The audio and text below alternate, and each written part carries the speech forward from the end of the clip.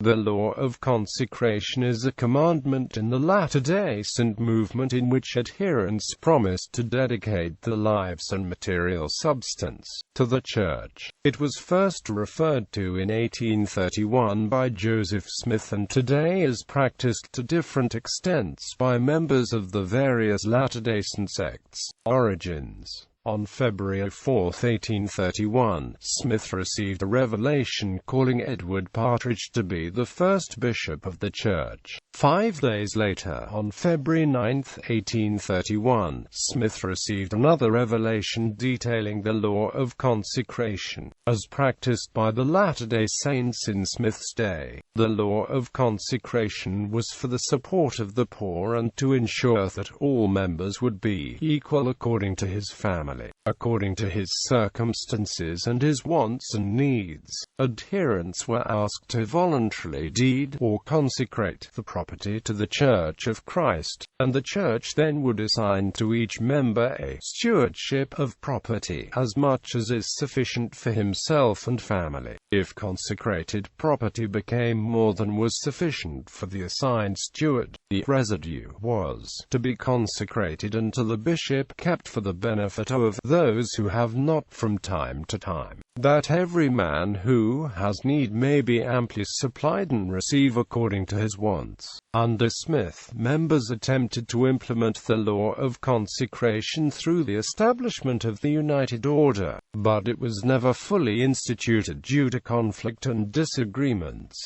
The Church of Jesus Christ of Latter-day Saints. During the 1850s, Brigham Young, leader of the Church of Jesus Christ of Latter-day Saints, attempted to revive the law of consecration. The U.S. Congress used this practice to delay granting land ownership to Utah Territory. Under scrutiny from the national press and facing advancing federal troops, the Church dropped the plan in 1857 in favor of the law of tithing. Since that time, the LDS Church has not asked its members to give all of the property to the Church. Leaders of the Church have taught that members are not now required to live the law of consecration. However, adherents covenant with God to keep the law of consecration as part of the temple endowment ceremony. In the 1970s, LDS Church Apostle Bruce R. McConkie stated that the law of consecration is that we consecrate our time, our talents, and our money and property to the cause of the Church, such are to be available to the extent they are needed to further the Lord's interests on earth. Rather than fully living the united order to keep the law of consecration, members are asked to tithe their income to support the Church, to pay a generous monthly fast offering to care for the poor, and to donate their time and talents in assisting in the operation of the Church. Adherents believe that the law of consecration will be fully practiced in the future, including during the 1,000-year millennium after the second coming of Jesus.